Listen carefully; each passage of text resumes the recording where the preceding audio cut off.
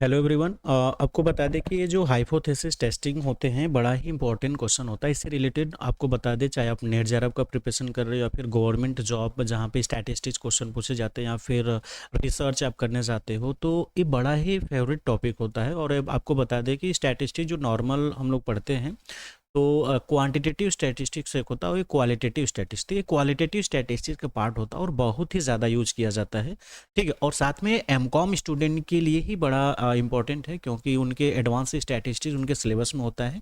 आप जिस किसी भी यूनिवर्सिटी से हो, चाहे दिल्ली यूनिवर्सिटी, बीएचयू या फिर एमजे केवीपी है ना, डीडीयू या फिर इलाहाबाद यूनिवर्सिटी, आप किसी भी यूनिवर्सिटी हो जहाँ पे एडवांस स्टैटिस्टिक्स है, तो आपको गारंटी बता रहे हैं कि ये जो आपको आधा घंटा में हम टॉपिक बताएंगे, ये किसी भी एग्जाम में आपको हर जगह एक क्वेश्चन पूछे जाता है। ये बड़ा फेवरेट टॉपिक है हर किसी का। ठीक है, हाइपोथेसिस क्या होता है कि जो हम रिसर्च में प्रिडिक्शन करते हैं और उसमें मापते हैं ना, मेजर करने के लिए हम कुछ टेस्टिंग करते हैं कि हम जो हाइपोथेसिस मतलब जो हम रिसर्च कर रहे हैं वो सही है कि नहीं है, उसको हम लोग हाइपोथेसिस बोलते हैं। जो कि दो टाइप्स का होता है हाइपोथेसिस। इसको हम लोग बोलते हैं नल हाइपोथेसिस बोलते हैं, और एक को बोलते हैं अल्टरनेट हाइपोथेसिस बोला जाता है। ठीक है ना।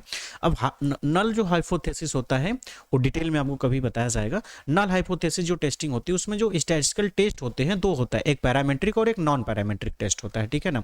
आपको बता दें कि पैरामेट्रिक टेस्ट में एक होता है Z test, T test, F test और एनोवा होता है ना।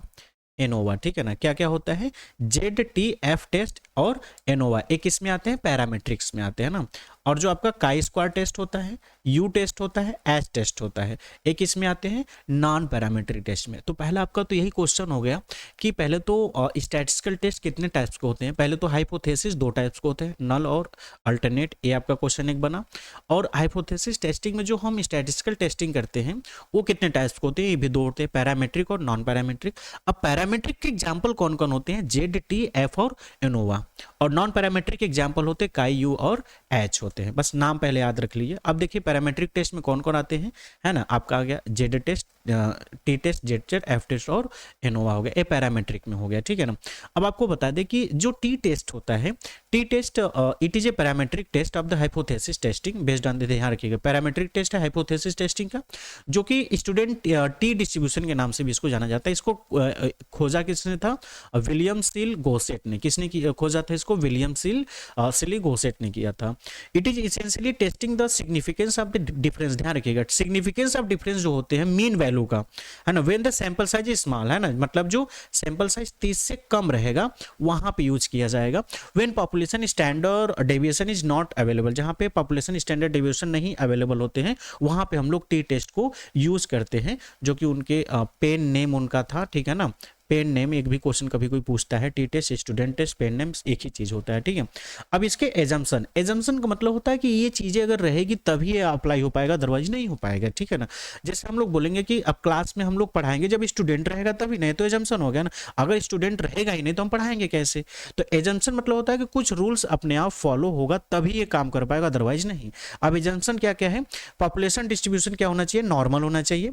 और सैंपल क्या होना चाहिए? कि रैंडमली इंडिपेंडेंट। रैंडमली मतलब हमको जो मतलब इसी में से किसी को भी हम सिलेक्ट कर सकते हैं, उसको हम लोग रैंडम बोलते हैं। ठीक है। और क्या होना चाहिए? स्मॉल होना चाहिए ना, मतलब सैंपल साइज कितना होना चाहिए? लेस देन 30 होना चाहिए। पॉपुलेशन स्टैंडर्ड डेविएशन नहीं दिया रहेगा, ध्यान रखिएगा पॉपुलेशन स्टैंडर्ड डेविएशन नहीं दिया रहेगा। और Mann Whitney U test is non parametric counterpart of the test. आपको बता दें कि जो हमारा नॉन पैरामेट्रिक टेस्ट है, यू टेस्ट, जिसको मैन विटनी से ने दिया था, वो पैरामेट्रिक टेस्ट का जस्ट टी टेस्ट का उल्टा वहीं पे काउंटर पार्ट होता है, वो टी टेस्ट होता है। ठीक है, सॉरी यू टेस्ट। ठीक है, चलिए नेक्स्ट आपका टी टेस्ट कैन बी, मतलब दो टी टेस्ट कितने तरीके से हम लोग कर सकते हैं? वन सैंपल टेस्ट और two sample test. One sample test to compare the sample mean with that of the population mean, है ना, मतलब सैंपल मीन को हम लोग पॉपुलेशन मीन से क्या करते हैं? कंपेयर करते हैं। ठीक है। सैंपल मीन यहाँ पे हो जाएगा मीन, म्यू जीरो को इसको हम लोग पॉपुलेशन मीन बोलते हैं, divided by S divided by N, है ना। इसमें मतलब आपके क्या हो जाएगा? रूट में एन। अब यहाँ पे एब्रिविएशन दिया हुआ है कि एक्स बार का मतलब क्या हो जाएगा? सैंपल मीन, है ना। एस क्या हो जाएगा? Sample standard deviation. एस क्या हो गया? सैंपल स्टैंडर्ड डेविएशन हो गया। ठीक है। एन क्या हो गया? सैंपल की साइज हो गई। और म्यू क्या हो गया? पॉपुलेशन मीन हो गया। ठीक है, ये चीजें आपको ध्यान रखना होगा। अगर हम दो टेस्ट सैंपल टेस्ट कर रहे हैं तो आपको ध्यान रखना है इसका फॉर्मूला क्या हो जाएगा, है ना, X bar 1 minus X bar 2 divided by whole root में S1 whole square 2, S2 whole square 2 है ना, डिवाइडेड बाई, है ना, यहाँ पे प्लस रहेगा, ध्यान रखिएगा, N1 और N2। अभी यहाँ पे हो जाएगा x बार जो है, इसका मतलब क्या है वहाँ पे, is the sample mean of the first group, है ना, यहाँ पे जो है ना, इसका जो 1 का है, ठीक है, ये x1 का जो मीन है सैंपल पहले जो मतलब दो वैल्यू दिया रहेगा, तो पहले का मीन, फिर x2 मतलब दूसरे का मीन x बार, ठीक है। S1 क्या हो जाएगा, सैंपल ऑफ 1 स्टैंडर्ड डेविएशन, मतलब पहले का स्टैंडर्ड डेविएशन हो जाएगा, जैसे दो वैल्यू आप ले रहे हो ना, दो का सैंपल साइज, तो पहले सैंपल साइज का S1 स्टैंडर्ड डेविएशन हो जाएगा, और S2 क्या हो जाएगा, दूसरे सैंपल का स्टैंडर्ड डेविएशन हो जाएगा, n क्या हो जाएगा, सैंपल साइज हो जाएगा। अब यहाँ पे आपको कुछ चीजें बता रही है कि किस तरीके से हम इसको हम लोग जज करते हैं, किस तरीके से, ठीक है ना। If the value of test, if the value of test statistics is the greater than the table value, है ना, तो हम लोग क्या करेंगे, नल हाइपोथेसिस में उसको क्या करेंगे, पूरी तरह से रिजेक्ट करेंगे। सेकंड है आपका, if the value of test static is less than the table value, तो उसको हम लोग क्या करेंगे, रिजेक्ट नहीं करेंगे, ठीक है, ध्यान रखिएगा। टेबल वैल्यू से जो हमारी स्टैटिस्टिक्स है ना, स्टैटिस्टिक्स जो है वो क्या होना चाहिए, टेस्ट ऑफ स्टैटिस्टिक्स क्या होना चाहिए, अगर ज्यादा रहेगा तो रिजेक्ट करेंगे, और अगर कम रहेगा तो रिजेक्ट नहीं होगा। ये चीजें आपको ध्यान में रखना है, ठीक है। चलिए नेक्स्ट क्वेश्चन आपका है, नेक्स्ट पैराग्राफ में है आपका जेड टेस्ट। अब क्या है आपका, टी टेस्ट खत्म हो गया। टी टेस्ट किसने दिया था, स्टूडेंट टेस्ट, है ना, किसने दिया था, आपको वहां पे बताया था, गोसेट ने दिया था, ठीक है ना। चलिए ध्यान से, जेड टेस्ट कब यूज करते हैं, पहले तो ये भी पैरामीट्रिक टेस्ट होता है, ठीक है। It is use determine whether the means are difference when the population variance is known. ध्यान रखिएगा, यहाँ पे पॉपुलेशन वेरिएंस दिया रहेगा और सैंपल साइज क्या रहेगा, 30 से ज्यादा रहेगा, सैंपल साइज क्या रहेगा, 30 से ज्यादा रहेगा, तभी हम लोग इसको यूज करेंगे, ठीक है ना। सैंपल साइज जब 30 से ज्यादा रहेगा, ध्यान रखिएगा, मोर देन 30। एजम्पशन क्या है, पॉपुलेशन डिस्ट्रीब्यूशन इज नॉर्मल, और sample are random and independent होना चाहिए, और सैंपल साइज क्या होना चाहिए, लार्ज होने से मतलब more than 30। Population standard division क्या होना चाहिए, पता होना चाहिए, पॉपुलेशन स्टैंडर्ड डिवीजन क्या होना चाहिए, पता होना चाहिए, ठीक है ना। और टी टेस्ट में क्या था, पॉपुलेशन स्टैंडर्ड डिवीजन पता नहीं था, ठीक है ना, यही डिफरेंस है। अब जेड टेस्ट भी दो तरीके से हो सकता है, अगर वन सैंपल टेस्ट लेंगे तो इसका फॉर्मूला हो जाएगा Z test equal to X bar minus mu divided by standard division divided by root में एन हो जाएगा। यहाँ पे एक्स बार का मतलब क्या हो जाएगा, सैंपल मीन, है ना, यहाँ पे स्टैंडर्ड डिवीजन है तो पॉपुलेशन स्टैंडर्ड डिवीजन हो जाएगा, है ना, एन मतलब सैंपल साइज, म्यू क्या हो जाएगा, पॉपुलेशन मीन हो जाएगा, ठीक है, म्यू क्या हो जाएगा, पॉपुलेशन मीन हो जाएगा। अगर दो सैंपल टेस्ट ले रहे हैं, दो सैंपल टेस्ट ले रहे हैं जेड टेस्ट में, तो उस केस में इसका फॉर्मूला ये हो जाएगा, है ना, X bar 1 minus X bar 2 divided by, है ना, ध्यान रखिएगा जेड टेस्ट को जेड से डिनोट करेंगे, है ना, स्टैंडर्ड डिवीजन 1 का होल स्क्वायर स्टैंडर्ड डिवीजन 2 का whole square divided by n1 और n2। अब यहाँ पे वही हो जाएगा, x1 क्या हो जाएगा, पहले का सैंपल मीन, है ना, मतलब जो हमने दो डेटा लिया हुआ है, तो पहले का जो मीन होगा उसको x1 बार बोलेंगे। x2 बार किसको बोलेंगे, जो दूसरे सैंपल का जो दूसरे ग्रुप का मीन होगा, सैंपल मीन होगा, वो हो जाएगा, है ना। स्टैंडर्ड डिवीजन पहले का और स्टैंडर्ड डिवीजन सेकंड का, n क्या हो जाएगा, सैंपल साइज हो जाएगा, ठीक है ना। चलिए नेक्स्ट आपका है कि अब कह रहा है कि टी टेस्ट कब यूज करेंगे, जेड टेस्ट कब यूज करेंगे। टी टेस्ट यूज करते हैं जब सैंपल साइज क्या होगा, स्मॉल होगा, ठीक है, और जेड टेस्ट सैंपल साइज क्या होगा, लार्ज होगा, ठीक है ना। पॉपुलेशन वेरिएंस नहीं दिया रहेगा और इसका पॉपुलेशन वेरिएंस दिया रहेगा जेड टेस्ट में, ये चीज आपको ध्यान रखना है। Sample size is large and the population, अब यहाँ पे इसी के बेसिस पे क्वेश्चन बता रहा है कि sample size is large and the population variance is not known, है ना, कह रहा है कि वेरिएंस नहीं दिया रहेगा, तो सिंपल सी बात है, उसको हम लोग क्या करेंगे, जेड टेस्ट यूज करेंगे, ठीक है ना। पॉपुलेशन सैंपल ध्यान रखिएगा, लार्ज है, अगर यहाँ पे स्मॉल होता तब टी टेस्ट यूज हो जाता है, ठीक है ना। अगर सैंपल साइज यहाँ पे स्मॉल होता, वेरिएंस दिया रहे चाहे नहीं दिया रहे, तो हम लोग क्या करते, सॉरी वेरिएंस नहीं दिया रहता तो टी टेस्ट यूज करते। अब यहाँ पे लार्ज है तो हम लोग क्या करेंगे, जेड टेस्ट यूज करेंगे, ठीक है। अब देखिए यहाँ पे अगला क्वेश्चन, सैंपल साइज स्मॉल, अब कंफ्यूज हो जाओगे आप कि सर सैंपल साइज तो स्मॉल बताए थे, लेकिन वेरिएंस दिया हो, जब वेरिएंस दिया हो तो चाहे स्मॉल हो चाहे स्मॉल नहीं हो, उस केस में जेड टेस्ट यूज किया जाएगा। टी टेस्ट कब यूज करोगे, जब सैंपल साइज स्मॉल हो और वेरिएंस नहीं दिया हो, जब वेरिएंस नहीं दिया रहेगा तब टी टेस्ट को यूज करेंगे, ठीक है ना। ये चीजें आपको ध्यान में रखना है, ठीक है।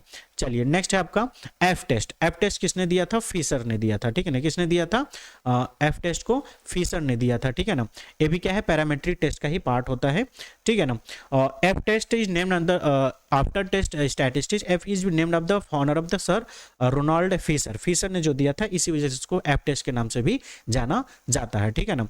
इसको हम लोग करते, it is the it is null hypothesis that two normal population have same variance, है ना, मतलब जो सेम वेरिएंस में दो नॉर्मल पॉपुलेशन दिया रहेगा उस केस में हम लोग इसको यूज करते हैं। F test is regarded as a comparison of the equality of the sample variance. F static is simply ratio of the two variance. अब इसको कैलकुलेट कैसे करते हैं कि S1 स्क्वायर होल स्क्वायर, ठीक है ना, S2 का होल स्क्वायर, ठीक है ना, वेयर S स्क्वायर क्या हो जाएगा, है ना, सिग्मा x माइनस एक्स बार का whole square divided by n-1 हो जाएगा, ठीक है।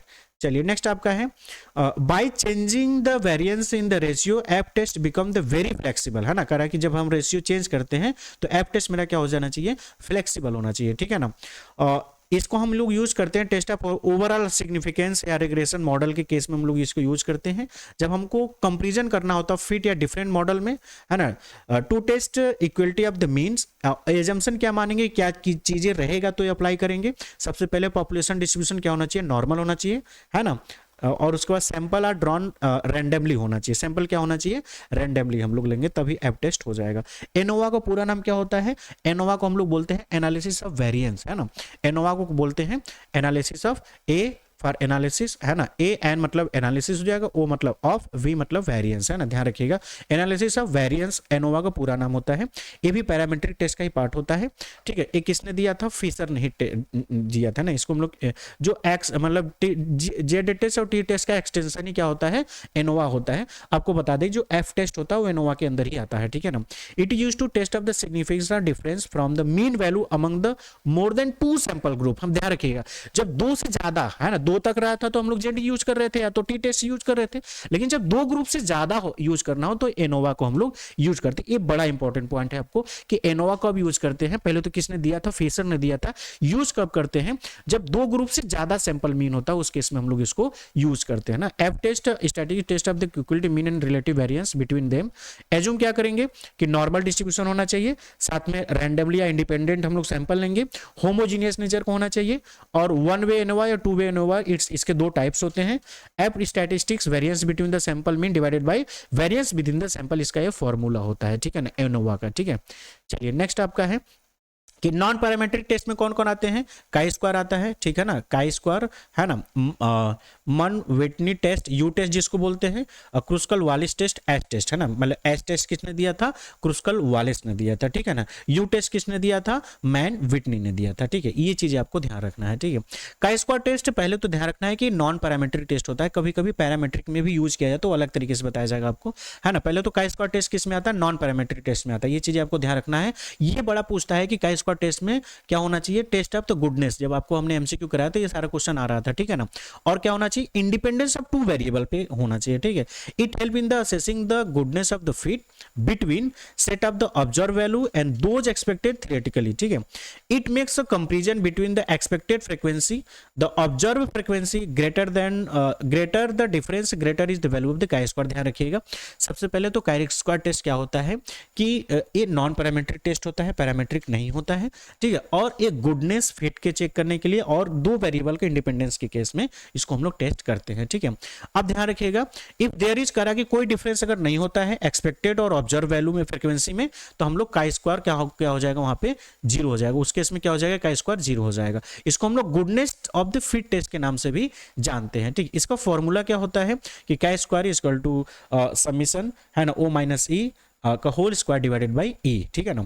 इसका ये फॉर्मूला होता है, ठीक है ना। ये फॉर्मूला आपको याद करना है, ठीक है ना। हम लोग काई स्क्वायर टेस्ट को हम लोग इंडिपेंडेंस 2 वेरिएबल के केस में भी यूज करते हैं, ठीक है। कंडीशन क्या होना चाहिए काई स्क्वायर के लिए कि ऑब्जर्वेशन, कंडीशन के लिए बात क्या कर रहा है कि observation recorded and used are collected on random basis. किसके बेसिस पे होना चाहिए, रैंडम बेसिस पे होना चाहिए, ध्यान रखिएगा, रैंडमली निकालेंगे, ठीक है। Item in the sample must be independent, मतलब स्वतंत्र होना चाहिए, किसी से डिपेंडेंट नहीं रहेगा, ठीक है। No group should be contain very few item से लेस देन 10, है ना, लेस देन 10 से नहीं होना चाहिए, लेस देन मोर देन 10 होना चाहिए। The overall number of item must be also be reasonably large, it should be normally 50, मतलब एटलीस्ट कितना हो चाहिए, 50 होना चाहिए, है ना। मतलब 30 से ऊपर तो ठीक है लेकिन 50 होना चाहिए एटलीस्ट।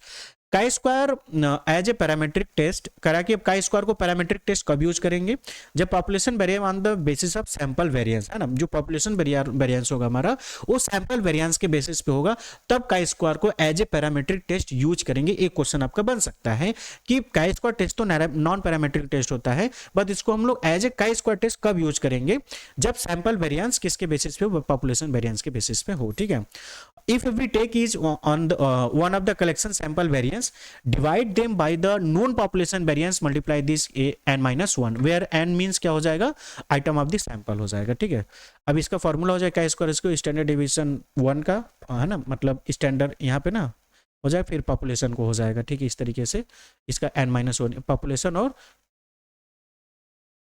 यूनिवर्स। ठीक है, चलिए मैन विटनी टेस्ट, जिसको हम लोग यू टेस्ट के नाम से भी जानते हैं, ये भी क्या होता है, नॉन पैरामेट्रिक टेस्ट है, बस इतना आपको ध्यान रखिएगा, है ना, ये क्या होता है, नॉन पैरामेट्रिक टेस्ट होता है।